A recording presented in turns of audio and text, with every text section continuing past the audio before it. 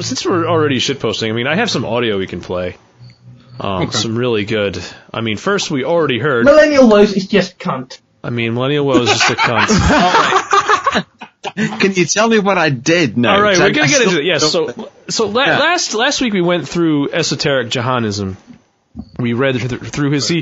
Jahans, Alexander Gordon Jahans, he misunderstood Esoteric Jahan. It's like, it's not about what he says and what he proclaims. Like, it's about finding the hidden meaning, reading between the lines to the true meaning of Jahanism. He doesn't understand esotericism generally. Yeah, he went exoteric.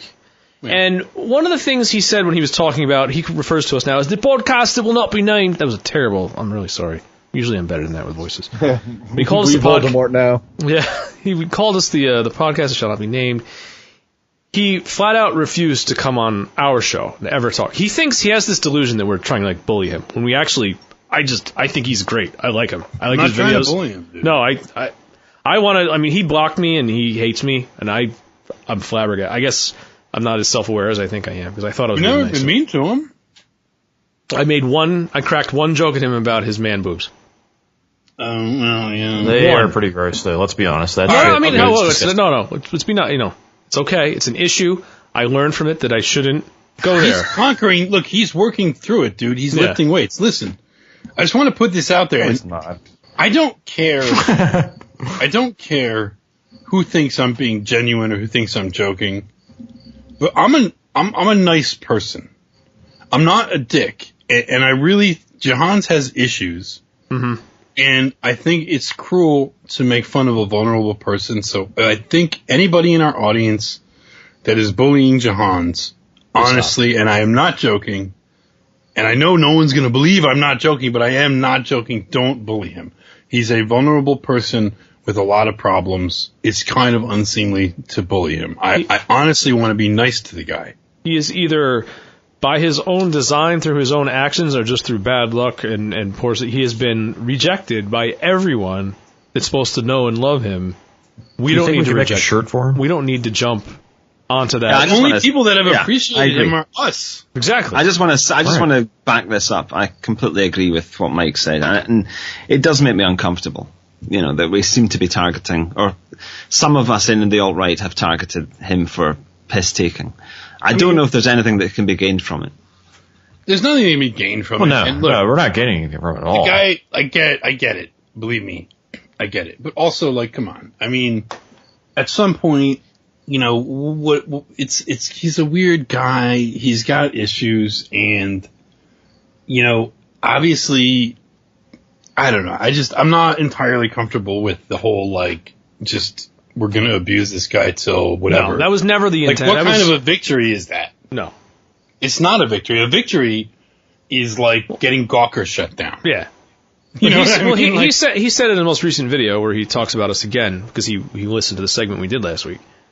He's like, why do you don't even have to take my stuff out of context? Like, my story is enough. Yeah. Like, you can mock my real life. And that's not what I don't want to mock his real life.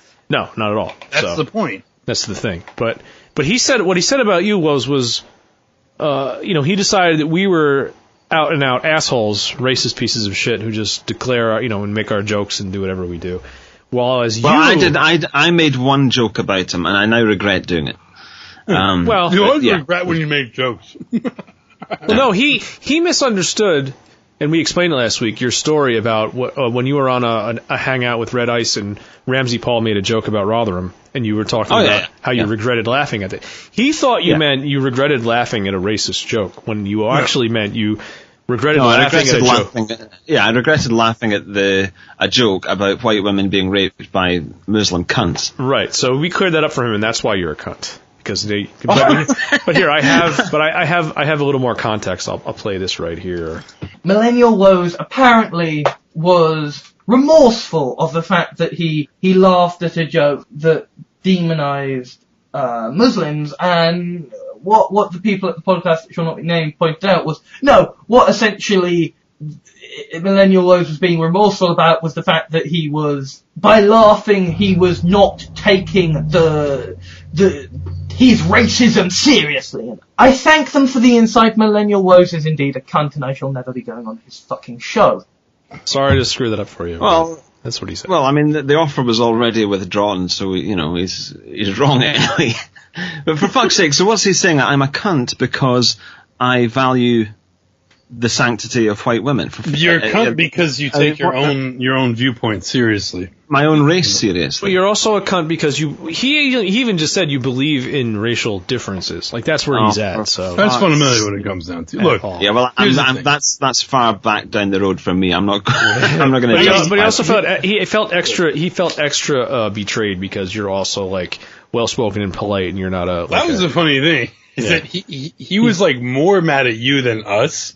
He thought he'd get through to you. He thought you were reasonable you and nice. are like nice. We're just chads, right? We're just assholes. Like that, and he's like he expects the Daily Show to just being offensive, but he's like Millennial Lowe's is nice, and it's an interesting sort of situation there. Because I come across as nice and well spoken, he expects me not to care about white women being raped. Yeah. I mean, essentially that's how it ends up somehow. That's kind of a weird position, right? So, here's very weird. Jahans' ideology is fucked. Jahans himself has a lot of fucking problems, He's one of those people he's one of those people who is just a very low quality mentally. He's just he's a victim. He's one of the people he has a severe mental disorder. He is perpetually victimizing himself, and he is I wouldn't go that far. I think there's something to be said for him because he has had a bad. No, hold on. He's had a bad start. He's had a bad start in life, and he's doing what he can. He's doing what he can to be normal. He's fighting against his misfortune. Now, he's being clumsy about it, but who the fuck isn't clumsy at whatever age he is, 20 or something? I think, well, there you go. I think there's a lot to be said for someone who's people don't change that much. Struggling. So, so you're saying 10 years, Alexander Gordon Johns, like leader of the alt-right. I'm saying 10 months, leader of the alt-right. 10 months? We should all be quite nervous. But this is a really bold claim, but I do think that how people generally are during their 20s and up to maybe their early 30s, that's them for the rest of their life. Yeah, for the most part, I think you're right. And if you're as deeply entrenched in your mental disease, but hold on, come on. But all of his views are totally. He's got the conditioned views. His mind is all of his views are completely. You can snap out of that. I believe that conditioning can be broken. Let me tell you where his views come from. They come from Doctor Who. Yeah. Shut up a minute. Let me say this. Dr. Hugs. How about you eat my goddamn butthole, boy? Then I'll piss it. All right. Let Millennial talk. He's getting his morality from Doctor Who, which is a British sci-fi program beloved by middle-class lefty Guardian reader types. Right. Now, it's completely, it's totally unrealistic. God, I hate that fucking show. Yeah, I really fucking hate Doctor Who. He's gonna hate us more for the fact that we all hate Doctor Who. I've watched a lot of it too. I don't, unfortunately. I quite like it. Not in the new program, but the 60s. You like the Tom? Yeah. What's his name? Tom Baker. I never watched that one. Dude, Tom Baker is hilarious. I saw an episode and fell asleep. So. I don't like it. Even the Tom Baker episodes are low budget and boring. But Tom Baker himself is actually hilarious. And there's some great audio. Maybe you've heard this. And I'll have to try and find it and find some drops of Tom Baker doing some radio ads. I guess maybe. Oh yeah. And you maybe have heard this where he's like, symphony. Yes. Even for fucking foreigners. And he's being really racist and even bleeding foreigners like it. And it's fucking funny. And he goes back to I guess an English sensibility that's just gone now where at least an English person had a sensibility of a foreigner. Whereas now, Brit cucks are just there's no foreigners. It's just, everyone can be English. Which is completely alien to the British mentality for, all of history until now. Mm-hmm. And it's totally exported to them from, American elite. American elite? Yeah, I was going to say, American elite. Yeah. But it plugs into something from British history, which is classical liberalism. There's a kind of moral duty to be as open-minded as possible, which, of course, Californian culture interacts with that and, pollinates it, unfortunately. It's like cross-dildo pollination, Exactly, I don't know. It's like milking Jahans for drops is too good to not do, but I don't know. Than a drop. Did you hear what you want to hear what he said about me and you? Yeah. First of all, he had nice things to say about you. There is this gruffer dude who's just like, well, we've got disagreements, but he's okay, but, you know. It's pretty good impression. Pretty good about it. Hey, he's a gruffer dude, but... And then, about me, I don't know how I'm ever going to recover. There is this sort of, there seems to be this deeper voiced guy who seems to be older, seems to be wiser, and then there seems to be this sort of younger guy with a higher pitched voice who kind of, when I picture this guy, I imagine him being, like, just the ultimate epitome of, you know, douche bro.